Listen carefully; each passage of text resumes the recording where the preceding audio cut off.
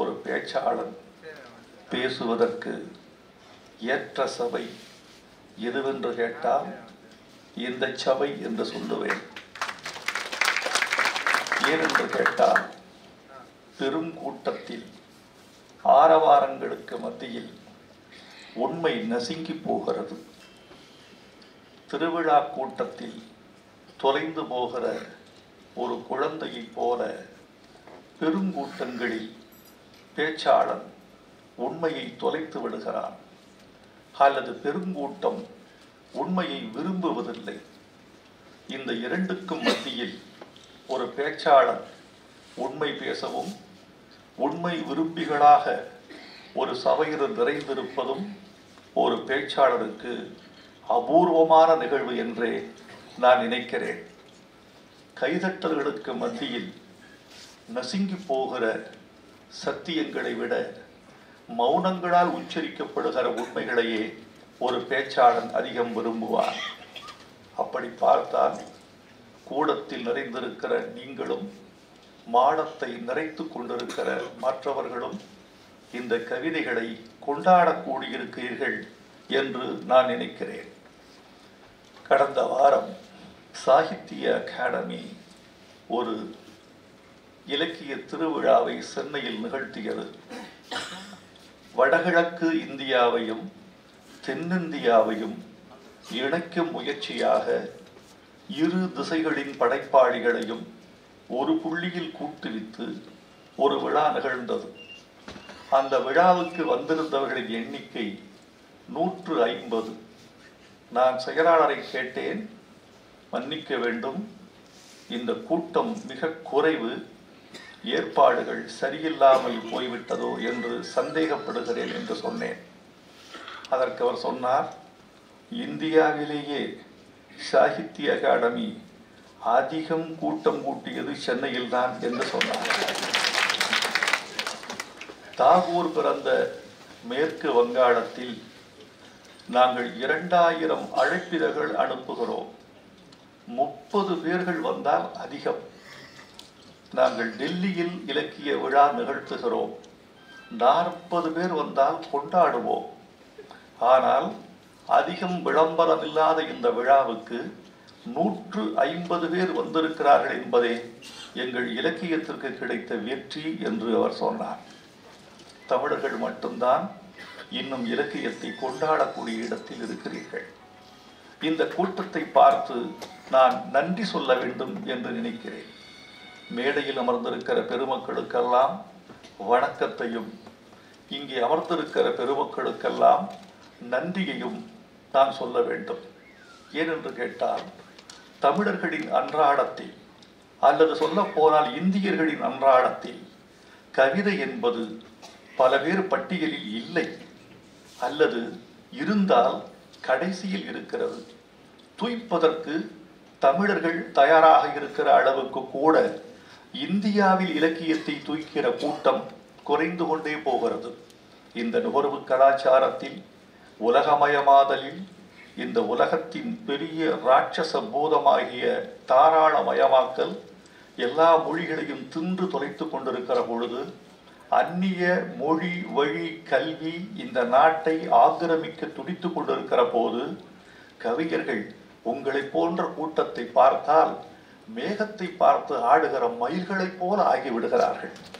உங்களை பார்த்தால் எனக்கு மகிழ்ச்சியாக இருக்கிறது. உங்கள் உணர்வுதான் இன்றைக்கு முத்தையா போன்ற ஒரு கவிஞனை தூக்கி பிடிக்கிறது. யாருக்காக கவிதை? மக்களுக்காக, தன் சமகாலத்திற்காக, தன்னுடைய உறவுகளுக்காக.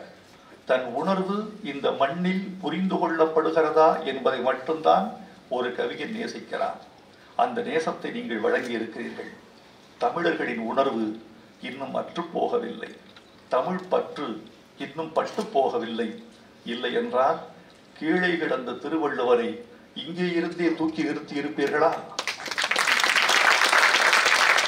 இங்கிருந்த உணர்வு, இங்கு எழுந்த குரல் இதுதான் கீழே கிடந்த திருவள்ளுவரை தூக்கி நிறுத்தி இருக்கிறது கங்கை கரையில். நல்ல வேளை, கங்கையே ஒரு பாவம் செய்வதற்கு தயாராக இருந்தது, காவிரி கரை திருத்தி விட்டது. இந்த உணர்வு இன்னும் தமிழர்களுக்கு மத்தியில் தொலையாமல் இருக்கிறது என்பதுதான் மகிழ்ச்சியான செய்தி. அதற்கெல்லாம் காரணம் முத்தையா போன்ற கவிதை மரபுகளை சார்ந்தவர்கள் இந்த கவிதை மரபை அற்றுப்போகாமல் பிடித்து வைத்துக் கொண்டிருப்பதுதான்.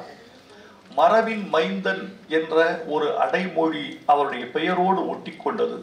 சொல்ல போனால் அந்த பெயரே அவருடைய முத்தையாவை புறந்தள்ளிவிட்டது. அந்த அடைமொழியை அடைமொழி பெயராகவும் பெயர் உதிர்வதும் தான் ஒரு மனிதனின் உச்சநிலை. எல்லா மனிதனும் கடைசியில் சொல்லாகி போகிறார்கள். ஒரே ஒரு சொல்லாவதற்கான போராட்டம் தான் இந்த வாழ்க்கை. சுப்பையா என்கிற ஒருவன் பாரதி என்ற சொல்லாவதற்கு எவ்வளவு பாடுபட்டிருப்பான். சிதம்பரம் என்ற ஒரு மனிதன், ஒரு பெயர் கொண்ட மனிதன், செக்கிழுத்த செம்மல் என்று இந்த 3 வார்த்தைகளின் சேர்மானத்திற்கு தன் வாழ்க்கையை எப்படி தேய்த்திருப்பான். மோகன்தாஸ் கரம்சந்த் காந்தி என்ற ஒரு மனிதன் மகாத்மா என்று சொல்லப்படுவதற்கு தன் வாழ்வில் எவ்வளவு பலி கொடுத்திருப்பார். பெற்றோர்கள் வைக்கிற பெயரை அழிப்பதுதான் பிள்ளைகளின் முதல் வேலை. உங்கள் பள்ளிக்கூடத்தில் எழுதிய பெயரை அழிப்பதற்கான வேலைதான் உங்கள் வாழ்க்கை. உங்கள் பெயரை ஒழித்துவிட்டு இந்த சமூகம் உங்கள் செயல்களுக்காக கொடுக்கிற பெயரை நிலைநிறுத்துவதுதான் வாழ்வின் உன்னதம் என்று நான் நினைக்கிறேன். முத்தையா என்றவருக்கு பெயர் வைத்தார்கள். மரபு கவிதையின் ஊட்டத்தால் மரபின் மைந்தன் என்று அவர் கொண்டாடப்பட்டார். முத்தையா என்று சொன்னால் தெரியாது பல பேருக்கு. மரபின் மைந்தன் என்றால் தெரியும்.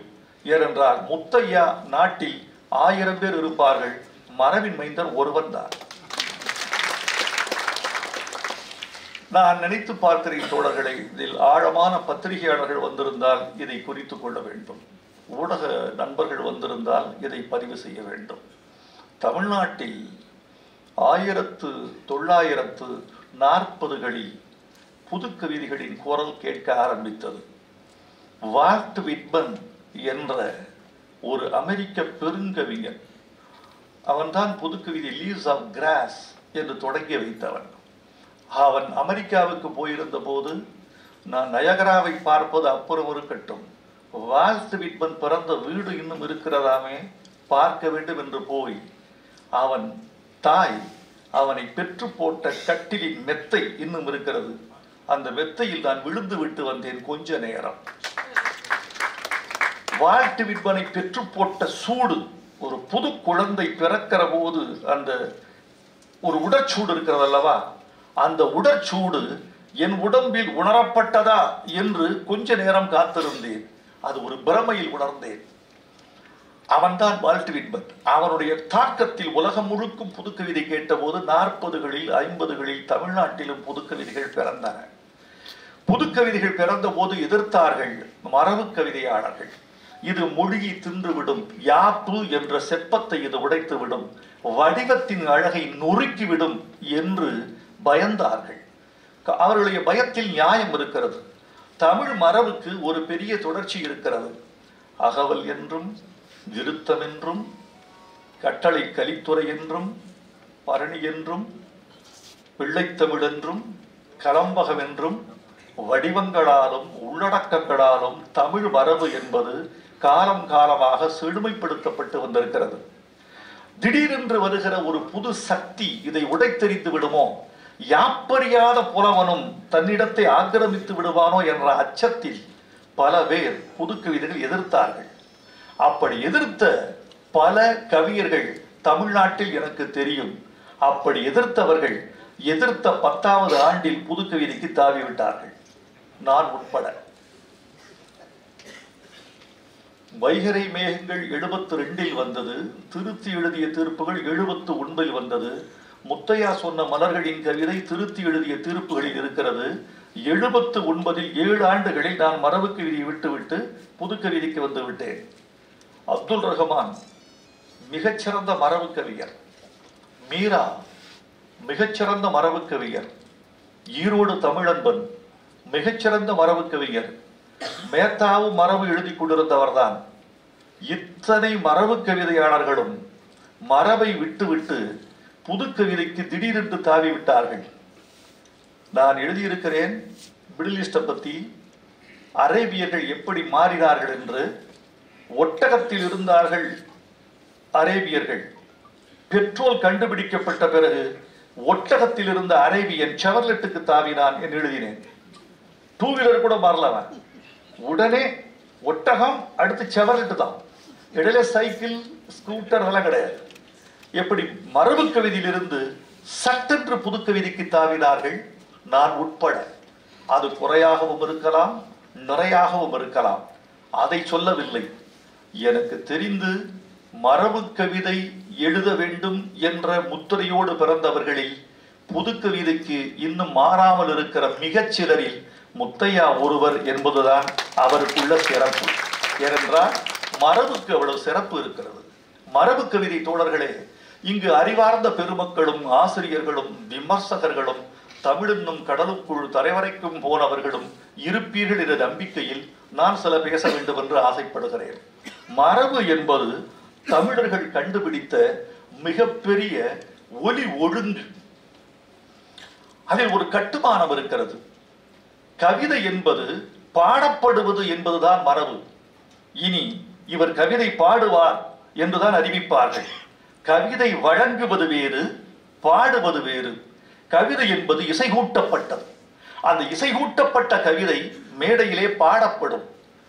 அடானாவில் அல்ல, சுத்த தன்யாசியில் அல்ல, மாயமாள கவுளையில் அல்ல, அடானாவில் அல்ல. கவிஞன் தனக்கென்று இருந்த தாள கட்டுமானத்தில் பாடுவான்.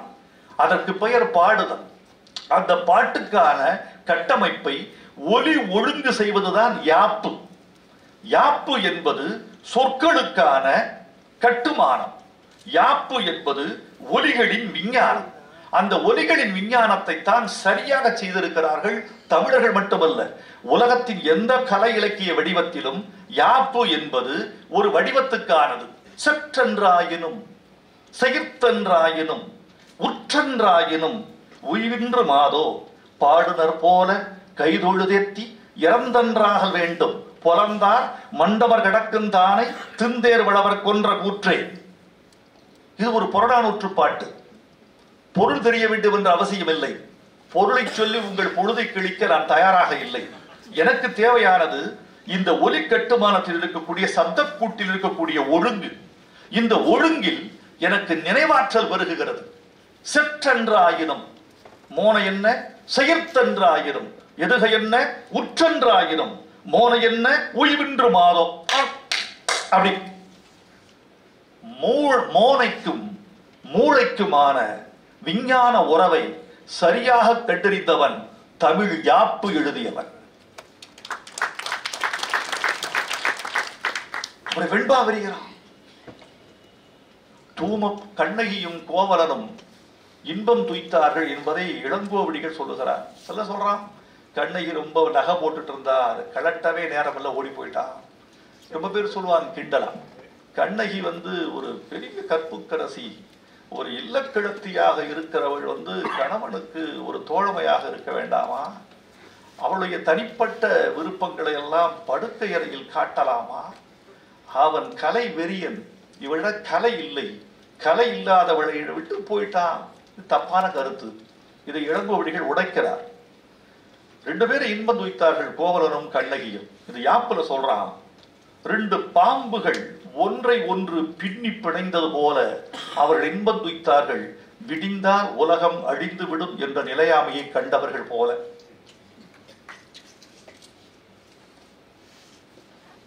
முதல்ல இளங்கோவடிகள் சொல்வது வெண்பாவில, தூம பணிகள் ஒன்றி தோய்ந்தால் என ஒருவார் காமர் மனைவி என கைகலந்து நாமம் தொலையாத இன்பமெல்லாம் துண்ணினார் மண்ணில் நிலையாமை கண்டவர் போல் நின்று என்று இளங்கோவடிகள் பாடுகிறார். இந்த யாப்பு செப்பம் புதுக்கவிதைக்கும் மரபு கவிதைக்கும் என்ன வேறுபாடு என்றால், வடிவத்தை முன்னிறுத்தி கருத்துக்களை திணிப்பது, கருத்துக்களை வெளியிடத்துவது மரபு கவிதை. கருத்தை முன்னிறுத்தி வடிவத்தை உண்டாக்கிக் கொள்வது புதுக்கவிதை. இதில் எது சிறந்தது, எது தாழ்ந்தது, எது தெரியும்? உலகம் முழுக்க மாறாத ஒழுக்கம் என்று ஒன்றில்லை என்பது போல உலகம் முழுக்க மாறாத வடிவம் என்று ஒன்று உண்டா? அதனால் மரபு கவிதை என்பது வாழ்ந்து கொண்டிருக்கிற வடிவம். புதுக்கவிதை என்பது வந்து சேர்ந்த வடிவம். இந்த மரபு கவிதைக்கு 21ஆம் நூற்றாண்டிலும் கூட ஒரு நவீன இளைஞன், நிகழ்காலத்தின் சமகால உலகத்தில் வாழத் தெரிந்தவன், கணிப்பொறி இயக்கத் தெரிந்தவன், ஆன்மீக ஈடுபாடு உடையவன், அதே நேரத்தில் நவீன உலகத்தோடு இந்த மாற்றங்களை புரிந்து கொண்டவன், ஆங்கிலம் அறிந்தவன், இவ்வளவு சிறப்புகளோடு விட்டால் நான் எந்த நிலையிலும் புது கவிதைக்கு போக மாட்டேன், மரபுக்குத்தான் நான் உண்மையாக இருப்பேன் என்ற உறுதியாக இருப்பதற்காக முத்தையாவை நான் பெரிதும் கொண்டாடுகிறேன். இந்த பாடல்கள் எல்லாம் இப்போ சொன்னாரு, வைரமுத்துவினுடைய ரத்ததானம் மதுரை விழாவோட சொன்னார் நினைக்கிறேன். ரத்ததானம் படித்த பிறகுதான் யாப்பு செப்பம் எனக்கு கை வந்தது என்று அவர் சொன்னார். எனக்கு இந்த முத்தையா வைரமுத்துவுக்கு நன்றியாக இருப்பது மாதிரி வைரமுத்து முத்தையா என்ற கண்ணதாசனுக்கு நன்றி உள்ளவராக இருக்கிறார். ஏனென்றால் நான் பள்ளியில் படிக்கிற போது மெல்ல மெல்ல என்னுடைய வயல்வெளிகளின் மீது, கொடைக்கானல் மலையின் மீது தூரல்களை இடிந்த காலகட்டத்தில், நான் மாடு வைத்துக் கொண்டே கவிதை எழுதி கொண்டிருந்த காலகட்டத்தில், வயல்களின் வரப்புகளில் நடந்து நடந்து பனித்துளிகளை சேகரித்துக் கொண்டிருந்த காலகட்டத்தில், எங்கிருந்தோ பாடுகிற குயில் எனக்கான ஆசீர்வாதம் என்று நினைத்துக் கொண்டிருந்த காலகட்டத்தில், என்னை கடந்து போன பெண்களின் வெட்கம் எனக்கான காதல் என்று கற்பனை செய்து கொண்டிருந்த காலகட்டத்தில், எங்கள் தோட்டத்து தென்னை மரங்கள் விடுகிற பாழையெல்லாம் என் கவிதைகளுக்கான கைதட்டல் என்று நினைத்துக் கொண்டிருந்த காலகட்டத்தில் நான் கண்ணதாசனை படித்தேன். படித்த போதுதான் யாப்பு செப்பம் வந்தது. அறுசிறு விருத்தம்னா என்ன? பிறந்தபின் அழுதேன், வாழ்க்கை பிறப்பிலும் அழுதேன், ஒன்றி சேர்ந்தவர் சிலரால் சுற்று மறைப்பிலும் அழுதேன், உள்ளே மனத்துளும் அழுதேன், ஊரார் இறப்பிலே அழுவதெல்லாம் இதுவரை அழுது விட்டேன். தொட்டபின் பாம்பு என்றும் சுட்டபின் நெருப்பு என்றும் பட்டபின் உணர்வதே என் பழக்கம் என்று ஆன பின்பு, கெட்டவன் அழுகைதானே கெடுவதை நிறுத்தல் வேண்டும், பட்டபின் தேரல்தானே பட்டினத்தார்கள் வாழ்வு. ரொம்ப அழகா. இன்று நான் எழுதேன், ஊமை ஏக்கத்தால் எழுதேன், ஏழை கன்று போல் எழுதேன், ஆனால் கவிதையில் எழுதேன். இந்த மன்றத்தில் அழுத என்னை மறுபடி எழ வைக்காமல் சென்று வா தமிழே. அந்த திமிர் இருக்கு பாருங்க, அது கவிஞனுக்கு என்று இருக்கக்கூடிய ஒரு ஞான திமிர். அது திமிர் இல்ல, தன்னம்பிக்கை, அழகு. அது ஒரு அழகு. இந்த மன்றத்தில் எழுத என்னை மறுபடி எழ வைக்காமல் சென்று வா தமிழே, நாளை திரும்பவும் சந்திக்கின்றேன். நீ போயிட்டு வா, எனக்கு வேற வேலை இருக்கு. தமிழுக்கு விடை கொடுக்கிறா பாரு. நீ போயிட்டு வா, உன்னோட ரொம்ப தொந்தரவா போச்சு, நான் தூங்கணும், நாளை காலையில சாக்குறேன். வேலைக்காரனுக்கு விடை கொடுத்து அனுப்புவது போல தமிழுக்கு விடை கொடுக்கக்கூடிய தைரியம் கவிஞருக்கெல்லாம் வேற யாருக்கு உண்டு? அப்படி இருந்தார். அந்த மரபு வழி வந்த நான் இப்படித்தான். ஒரு தமிழ் என்பது ஒரு தொடரோட்ட மாதிரி. வள்ளுவன் பிடித்ததை இளங்கோவடிகள் கொடுத்தார். இளங்கோவடிகள் பிடித்ததை திருத்தக்க தேவன் பற்றி கொண்டான். திருத்தக்க தேவன் படித்ததை கம்பன் பற்றி கொண்டான். கம்பன் பற்றி கொண்டதை சிற்றிலக்கிய புலவர்கள் பற்றினார்கள். சிற்றிலக்கிய புலவர்கள் பற்றியதை பாரதி பற்றினான். பாரதி பற்றியதை பாரதிதாசன் பற்றினான். அவன் பற்றியதை கண்ணதாசன் பற்றினான். நான் தொட்டேன், இவரிடம் விட்டேன். இப்படித்தான் தொடர்ச்சியாக நடந்து கொண்டிருக்கிறது. இந்த தொடர்ச்சியான மரபை எப்படி நாம் விட்டுக் கொடுப்பது? இந்த மரபுகளை விட்டுக் கொடுக்க கூடாது என்பதற்கு காரணமே 2000 ஆண்டு ஞானத்தை என் தமிழன் இழந்துவிடக் கூடாது என்பதற்காகத்தான். தமிழ் படி என்பதும், தமிழில் படி என்பதும், தமிழை நேசி என்பதும், தமிழை வாசி என்பதும் ஏதோ மொழியின் பார்ப்பட்ட பெரும் பித்தல்ல. என் ஒட்டுமொத்த சொத்தை என் தலைமுறைக்கு எழுதி வைக்க வேண்டும் என்கிற தவிப்பு, வேறொன்றும் அல்ல. திருத்தக்க தேவரை எவன் படிப்பான்? அப்பரை, சம்பந்தரை, ஞான சம்பந்தரை, ஆண்டாளை படிப்பதற்கு ஆந்திராவில் இருந்தா வருவான், இல்ல ஒரிசாவில் இருந்து வருவான், இல்லை அமெரிக்காவில் இருந்து வருவானா? அமெரிக்காவில் இருந்து வருகிறவன் ஆண்டாள் படிக்க வேண்டும் என்பதை இங்கிருந்து வருகிறவனை மறைந்துவிடக் கூடாது என்பதுதான் இப்போது மிகப்பெரிய பிரச்சனை. ஆகவே தோழர்களே, தமிழ் படிக்க வேண்டும் என்பதற்கு காரணமே நம்முடைய ஞான சொத்தை இழந்து விடக் கூடாது என்பதற்குத்தான். நான் கேட்கிறேன், உங்க தாத்தா உங்க தாத்தா டி நகர்ல ஒரு 5 சென்ட் இடம் வச்சிருந்தாரு. ஒரு 5.5 சென்ட்ங்கிறது ஒரு கிரவுண்டு, 2400 சதுரடி. இந்த 2400 சதுரடி உங்க தாத்தா பெயர்ல இருந்தது. உங்க தாத்தா உயிர் எழுதி வச்சுட்டு போயிட்டார், என் பேரனுக்குன்னு. அவர் செத்த போற இன்னொரு பேரன் பிறந்துட்டான். 2 பேருக்கு சண்டைன்னு வச்சுங்க. இந்த 2400 சதுரடி என் தாத்தா சொத்து, விட்டு கொடுக்க மாட்டேன் என்று அவன் சட்டை பிடிக்கிறான், விட்டு கொடுக்க மாட்டேன் என்று இவன் சட்டை பிடிக்கிறான். 2400 சதுரடி, 2400 சதுரடியை விட்டு கொடுக்க மாட்டேன் என்று சண்டை பிடிக்கிற தமிழனே, 2000 ஆண்டு சொத்தை நீ விட்டு கொடுப்பாயா? இந்த கேள்வியை உங்கள் பிள்ளைகளுக்கு கேளுங்கள். அதை கேட்பதன் வாயிலாக தமிழுக்கு உணர்ச்சி ஊட்டுங்கள். இந்த மாதிரி விழாக்கள் எல்லாம் ஒரு தனி மனித கொண்டாட்டமாகவும், சொற்களின் அலங்காரமாகவும், சப்த ஜாலங்களாகவும், ஒரு மாலை நேரத்து மயக்கங்களாகவும், அந்தி நேரத்து ஆராதிப்புகளாகவும் போய்விடாமல் இந்த நிகழ்ச்சியின் மூலமாக ஒரு கருத்து விதைக்கப்பட்டது என்பதுதான் ஒவ்வொரு கூட்டத்தின் சிறப்பு என்று நான் நினைக்கிறேன். இந்த அறையை விட்டு வெளியே போகிற போது நீங்கள் பெற்றுக்கொண்டது என்ன?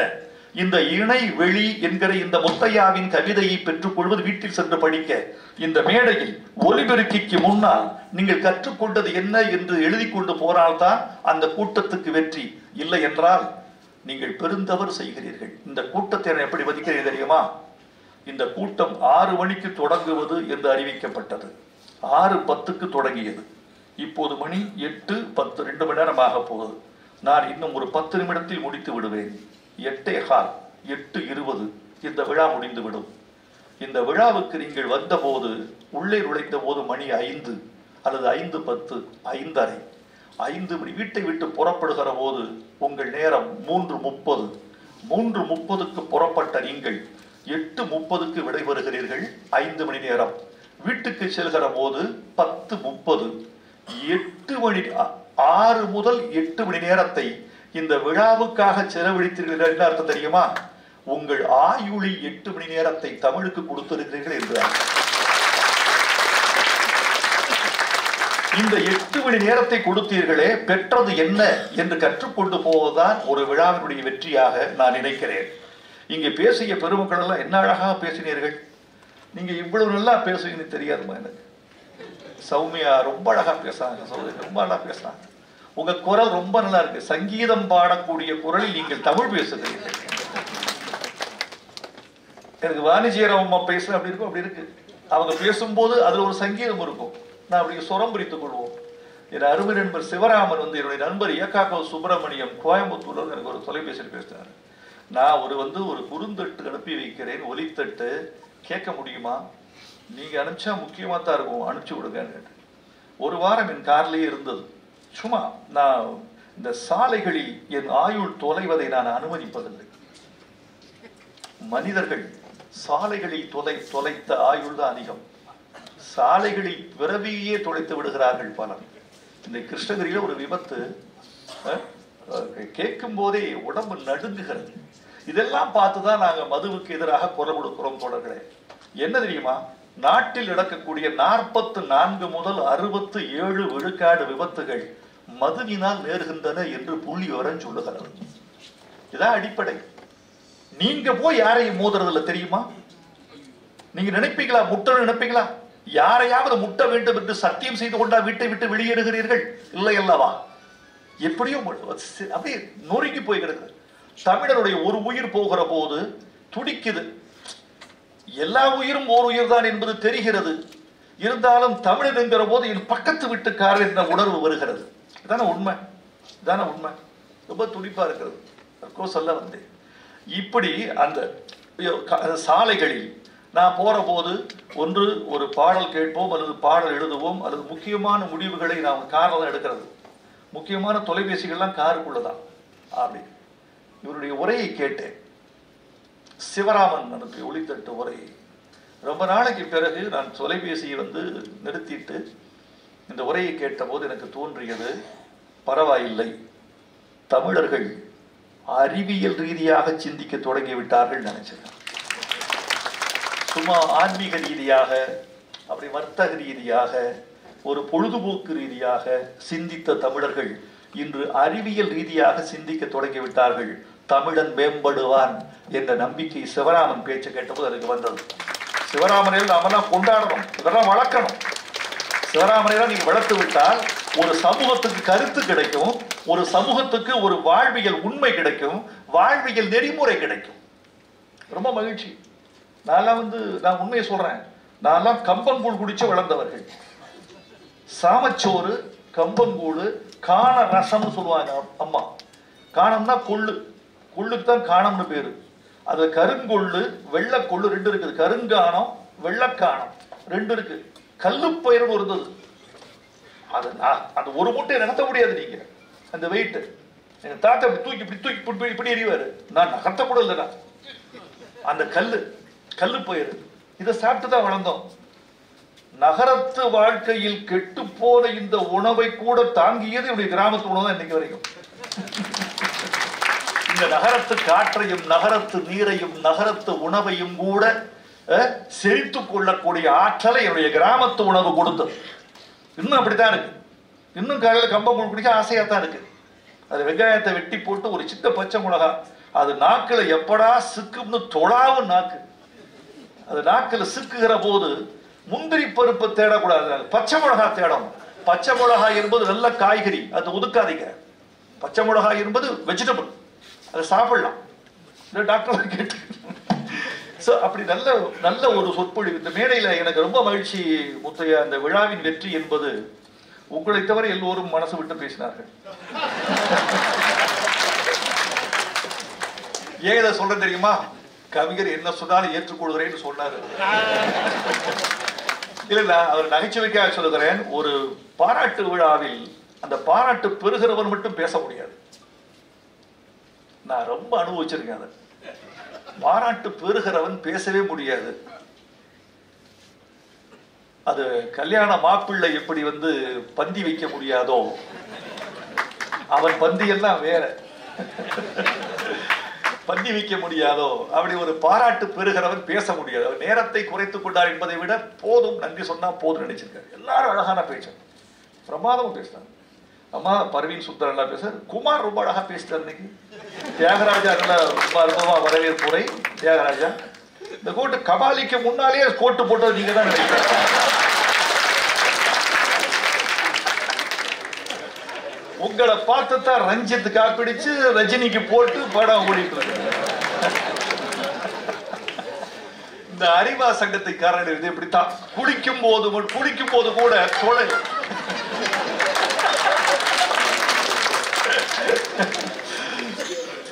பர்வீன் சுல்தான் நல்லா பேசுனீங்க. எல்லாருமே அழகு. சிவராமன் நல்லா பேசினாரு. எனக்கு இந்த பேச்சை கேட்க ரொம்ப ஆனந்தமா இருக்கு.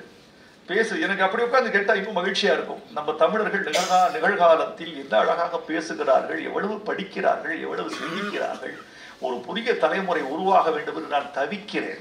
என் கண் முன்னால் ஒரு பள்ளி உண்டாக்கிட்டு ஒரு 1000 பேச்சாளர்கள், ஒரு 1000 கவிகள் தமிழ்நாட்டுக்கு கொடுத்துட்டு போனா போதும் தோணுது. இதுல நான் ஒரு கவிதையை படிக்கணுமே, நான் ஒரு கவிதையை படிச்சாகணுமே. பாருங்க என்ன ஒரு அழகான ஒரு பண்ணிருக்காரு. நிறைய கவிதை படிக்கிறோம், போதும் இந்த ஒரு கவிதை. தனித்தனி இல்லைன்னு ஒரு கவிதை. பெரிதா எதையும் சொல்வதற்கில்லை, பெரிதென எதையும் சொல்வதும் இல்லை, சிறிதா எதுவும் தோன்றவும் இல்லை, சிறுமையும் பெருமையும் அவரவர் எல்லை. திரும்பி படிக்கிறேன். பெரிதா எதையும் சொல்வதற்கில்லை, பெரிதென எதையும் சொல்வதும் இல்லை, சிறிதா எதுவும் தோன்றவும் இல்லை, சிறுமையும் பெருமையும் அவரவர் எல்லை, தீதும் நன்றும் பிறதரவாரா. அதான் இது, அதே சந்தம். சிறியோரை பெரியோரை வியத்தல விலவே, சிறியோரை இகழ்தல் அதனினு விலவே. 2000 ஆண்டுகளுக்கு முன்னால வேறு ஒரு கனத்த மொழியில் சொன்ன ஒரு செய்தியை நனைந்த மொழியில் இன்னைக்கு முத்தையா சொல்றார். இங்க பாருங்க, பெரிதா எதையும் சொல்வதற்கில்லை, பெரிதென எதையும் சொல்வதும் இல்லை, சிறிதா எதுவும் தோன்றவும் இல்லை, சிறுமையும் பெருமையும் அவரவர் எல்லை. நம்முடைய இந்த கோள்ல சூரியன் தான் பெருசு நினைத்துக் கொண்டிருக்கிறோம். அதான உண்மை. நம் கண்ணுக்கு எட்டிய வரைக்கும் விஞ்ஞானத்தினுடைய கோள்கள் சொன்ன வரைக்கும், கருவிகள் காட்டி தந்த வரைக்கும், விஞ்ஞானிகள் சொன்ன வரைக்கும் சூரியன் பெருசு. சொல்ல போனால் இந்த சூரியன் தான் இருக்கிற சூரியன்களிலேயே சிறுசு. நான் அது சம்பந்தம் தீவிரமா ஒரு ஆராய்ச்சி ஒன்று பண்ணிக்கிட்டு இருக்கேன் ஒரு படைப்புக்காக. அப்போ நான் ஏதோ வந்து இந்த சூரியன் நல்ல வேளை சிறியதாக இருந்தது, இல்லை என்றால் இந்த பூமி எரிந்து போயிருக்கு. நல்ல வேளை. இன்னொரு தெரியுங்களா உங்களுக்கு? செவ்வாய், புதன், வியாழன் இருக்குது. வியாழன் தான் மிகப்பெரிய கோள் இருக்கிறதுலையே. ஜூபிட்டர் இருக்கிறதுல மிகப்பெரிய கோளை தான். அங்க இருக்க முடியாது, கிட்ட நெருங்க முடியாது. செவ்வாய் வெப்பம். இதில் இருக்கிற எல்லா கோள்கள்லையுமே பூமிக்குத்தான் சூரியன் ஒரு வசதி செஞ்சு கொடுத்திருக்கு. என்ன வசதின்னா, இருக்கிற சூரிய சூட்டை வாங்கி வைத்துக் கொள்ளக்கூடிய வசதி இந்த கோள்களில் பூமிக்கு தான் இருக்கு. பூமிக்குத்தான் வளிமண்டலம்ங்கிற அட்மாஸ்பியர்.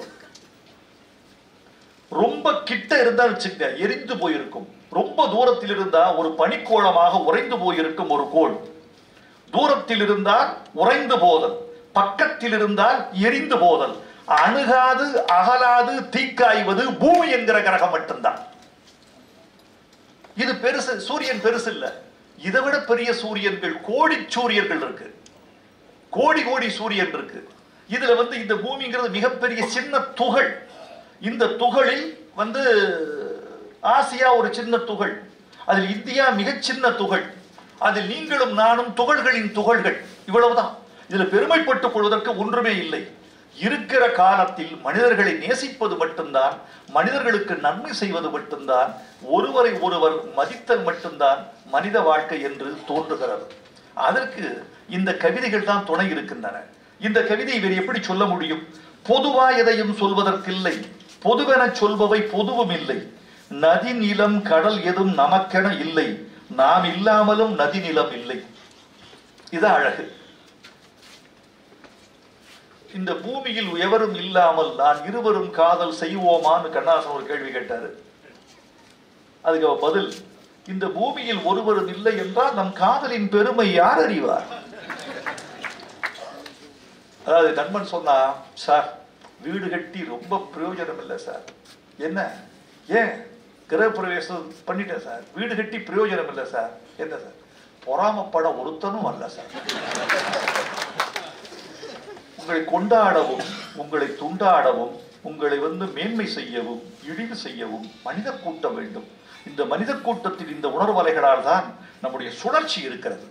நன்மையும் அப்படித்தான், தீமையும் அப்படித்தான். நம்மை சுற்றி இருக்கிற மனிதர்களுக்காக நாம் நகர்கிறோம், மனிதர்கள் நம்மளை நகர்த்துகிறார்கள். அதான் உண்மை. விரல்களுக்குள்ளே வித்தைகள் இல்லை, வித்தை இல்லாத விரல்களும் இல்லை. நிரல்களை நம்பி நிமிடங்கள் இல்லை, நிகழ்கணம் இருக்கையில் நிமிடங்கள் இல்லை. எவரும் எதையும் மாற்றுவதில்லை. இது இவருடைய தியரி. எவருக்கும் எதுவும் மாறுவதில்லை. தவறோ சரியோ தொடருவதில்லை. தவறும் சரியும் தனித்தனி இல்லை. இது உண்மை. தவறும் சரியும் தனித்தனி இல்லை.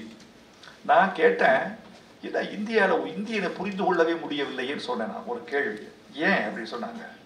இந்தியாவில் 2 இதிகாசம் இருக்கு, 2ஐயும் ஏற்றுக்கொண்டார்களே இந்தியர்கள். எப்படி? ஒருவனுக்கு ஒருத்தி என்பது ஒரு இலக்கியம், அதையும் சரின்னு ஏத்துக்கிட்டான். 5 பேருக்கு ஒருத்திங்கிறது ஒரு இதிகாசம், அதை ஏத்துக்கிட்டானே. புறந்தள்ளலையே, இது சாத்தியமில்லைன்னு சொல்லலையே. இது போர் சமூகத்தின் அடிப்படையில் ஒழுக்கங்கள் நிகழ்கின்றன. ஆண்கள் எல்லாம் போர்களில் மாண்டு போனால் பெண்களின் எண்ணிக்கை அதிகமாகிற போது பலதார மனம் வருகிறது. பெண்கள் எண்ணிக்கை குறைவாகிற போது பழங்குடியிடத்தில் அப்படி ஒரு ஒழுக்கம் வருகிறது. தவறும் சரியும் தனித்தனி இல்லை, 2ம் கால தேச வர்த்தமானங்களால் தீர்மானிக்கப்படுவது என்பதை இவ்வளவு அழகா சொல்லியிருக்கிறார் முத்தையா. முத்தையாவுடைய பயணம் ரொம்ப அற்புதமானது. அவருடைய ஆன்மீகத்தில் நான் தலையிடுவதில்லை. கடவுளை பற்றி, கடவுளை இந்த உலகத்தில் 2 விஷயம் சொல்றேன். எதையுமே புரிந்து கொள்வது வேறு, ஏற்றுக்கொள்வது வேறு. நான் ஏற்றுக்கொள்ளாதையெல்லாம் வெறுத்து கொண்டிருந்தேன் ஒரு காலகட்டம் வரைக்கும். அது மிகப்பெரிய தவறுன்னு பின்னாடி புரிந்தது. நீ ஏற்றுக்கொள்ளவில்லை என்றால் பரவாயில்லை, புரிந்து கொள். உலகம் எதிர்பார்ப்பது அதைத்தான். அக்செப்ட் பண்ண வேண்டாம், அண்டர்ஸ்டாண்ட் பண்ணு, ஏற்றுக்கொள்ள வேண்டாம், புரிந்து கொள். இப்போது கடவுளை நான் ஏற்றுக்கொள்ளாமல் இருந்தேன், இப்போது புரிந்து கொள்கிறேன். கடவுள் என்ற ஒன்று இல்லை என்பது எனக்கு நன்றாக தெரிகிறது. கடவுள் என்பது உருவம் இல்லை என்று தெரிகிறது. இந்த உலகம் ஒன்று கடவுளால் படைக்கப்பட்டதில்லை என்று நான் நம்புகிறேன். உங்களுக்கு இது கருத்து வேறுபாடு, அது வேற விஷயம். என்னை புரிந்து கொள்ளுங்கள், அவ்வளவுதான். என்னை ஏற்றுக்கொள்ள அவசியம் இல்லை, என்னை புரிந்து கொள்ளுங்கள். கடவுள் எப்படி தெரிகிறது, ஆனால் கடவுள் என்ற இந்த உணர்வு நிலை உலகம் முழுக்க ஏன் நிலவுகிறது என்று யோசித்து பார்த்தால் அதை புரிந்து கொள்ள தோன்றுகிறது. எல்லா மனிதனும் தன்னம்பிக்கை இழக்கிற இடமும், எல்லா மனிதனுடைய கேள்விகளுக்கும் பதில் கிட்டாத இடத்திற்கும் கடவுள் வசதியாக இருக்கிறது. அந்த வசதிக்காக கடவுளை நான் புரிந்து கொள்கிறேன், ஏற்றுக்கொள்ளவில்லை. கடவுள் ஏன் தேவைப்படுகிறார் என்று புரிந்து கொள்கிறேன்.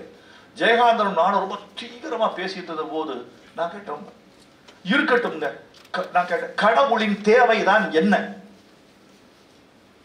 கடவுள் இல்லைன்னு எனக்கு தெரியுது, உங்களுக்கு தெரியுதோ இல்லையோ தெரியல. இல்லை, பெண் கடவுளின் தேவை என்பது என்ன? அவர் ரொம்ப 5 நிமிஷம் மௌனமா இருந்தார். அவர் இழந்ததெல்லாம் ரொம்ப பெரிய இழப்பு. ஜெயகாந்தன் எழுதியிருக்கிறீங்க நீங்க, வந்து சென்றவன் சராசரி ஆள் இல்லை. அவர் 5 நிமிடம் மௌனமா இருந்தார். ஒரு சொற்களை நீங்கள் பயன்படுத்துகிற போது தோழர்களே, உங்களை சொல்றேன், சொற்களை நீங்கள் பயன்படுத்துகிற போது மிக கவனமாக பயன்படுத்த வேண்டும். ஒரு சொல் கொல்லும், ஒரு சொல் வெல்லும். மொழியை தான் மனிதன் அதிகமாக அவமானப்படுத்தி இருக்கிறான். ஏனென்றால் மொழி இலவசம் என்பதனா. மொழி மட்டும் தன்னை பயன்படுத்துகிறவனிடம் வசூல் செய்ய ஆரம்பித்தால் எவனாவது பேசுவானா? மொழி ரொம்ப தியாக சிந்தை உள்ளது. மொழி தன்னை பயன்படுத்துகிறவரை வதைப்பதில்லை, அவன்தான் மொழியை வதைக்கிறான். சொற்களை பயன்படுத்துகிற போது சொல்லுக சொல்லை பிரிதோர் சொல் அச்சொல்லை வெல்லும் சொலின்மை அறிந்து என்பதுதான் குறள். அவர் சொன்னார் 5 நிமிஷம் கழிச்சு, என்ன நினைக்கிற தெரியுமா, அவன் ஒரு கேள்வி கேட்டு விட்டான், இதற்கு நான் சரியான பதில் சொல்லாவிட்டால் நான் என்ன எழுத்தாளன்? என்னை மதிக்கிறான். மதித்தவனுக்கு நான் சொல்லுகிற பதில் சரியானதாக இல்லை என்றால் நான் என்ன படைப்பாளன்? அவனை எப்படி நான் மதித்தவனாவேன்? கேள்வி கேட்பவன் சிறந்தவனா, கேள்வியை பதில் சொல்கிறவன் சிறந்தவனா என்கிற கேள்வி ரொம்ப முக்கியம். பல நேரங்களில் கேள்வி கேட்பவன் உயர்ந்தவன், பல நேரங்களில் சொல்பவன் சிறந்தவன். எது சிறந்து, எது ரொம்ப கஷ்டம்? கேள்வி கேட்பதா பதில் சொல்வதா? இன்னும் ஒரு கேள்வி கேட்டாங்க தமிழ்வாணன். தமிழ்வாணன் சொன்னாரு, பதில் சொல்வது ரொம்ப ஈஸி, பதிலுக்கான கேள்வியை தயாரித்துக் கொள்வதா ரொம்ப கஷ்டம். பத்திரிகைகள் எழுதுகிற போது அவர்களுக்கு விருப்பமானது ஒரு கேள்வி போட்டுக் கொள்வார்கள் பத்திரிகையாளர்கள். அதை சொன்னார். அப்படி ஜெயகாந்தன் சொன்னாரு, கடவுளின் தேவைதான் என்ன? அதுக்கு அவர் பதில் சொன்னார் ரொம்ப நேரம் கழிச்சு, கலையின் தேவைதான் என்ன? அப்படி ஆடி போயிட்டு அந்த அவர் சொன்னது, அந்த பாவம் எல்லாம் என் கண்ணு. நிறைய சண்டை போட்டிருக்கு, எனக்கு ரொம்ப சில நேரத்தில் பிடிக்காத இடம் கூட இருந்தாரு. ஆனா நெருக்கி பேசும்போது இவ்வளவு பெரிய ஆளை இழந்துட்டேன். கலையின் தேவை. உங்கள் வெற்றிடத்தை நிரப்புவது கலை, உங்களை உயிர்ப்போடு வைத்திருப்பது கலை, உண்மையிலிருந்து உங்களை மீட்டெடுப்பது கலை, உங்களை நிகழ்காலத்திலேயே வைத்திராமல் கொஞ்சம் மயக்கத்தில் வைத்திருப்பது கலை, உங்களை வாழ்க்கையை நஷ்டப்படுத்தாமல் உங்களுக்கு ஈட்டித் தருவது கலை. இதெல்லாம் கடவுளுக்கு பொருந்துகிறது என்றுதான் புரிந்து கொள்கிறேன். கலை இருக்கிற தேவையை எவ்வளவோ அவ்வளவுதான் கடவுளின் தேவை. கலை எப்படி யாரையும் சுரண்டக்கூடாதோ கடவுளும் சுரண்டக்கூடாது. கலைக்கு எவ்வளவு மதிப்போ கடவுளுக்கும் அவ்வளவுதான் மதிப்பு. கலை இல்லாமல் நீ வாழ முடியும் என்றால் கடவுள் இல்லாமலும் வாழ முடியும். இப்படிதான் புரிந்து கொள்ள வேண்டியிருக்கிறது. எனவே நான் புரிந்து கொள்கிறேன் ஒவ்வொருவரையும், இந்த கூட்டத்தை, வந்திருக்கிற பெருமக்களை, அரசியலை, விஞ்ஞானத்தை, இல்லறத்தை, வாழ்வியலை, ஆணை, பெண்ணை, குழந்தையை, தொலைந்து போன விமானத்தை, கபாலியின் தோல்வியை எல்லாம் புரிந்து கொள்ள வேண்டியிருக்கிறது. ஏற்றுக்கொள்வது வேற விஷயம், எல்லாவற்றையும் புரிந்து கொள்ள வேண்டியிருக்கிறது. அப்படி புரிந்து கொள்ள சொல்லித் தருவது நல்ல கவிதை, அந்த நல்ல கவிதையை தடுகிறவர் முத்தையா. வாழ்க பல்லாண்டு.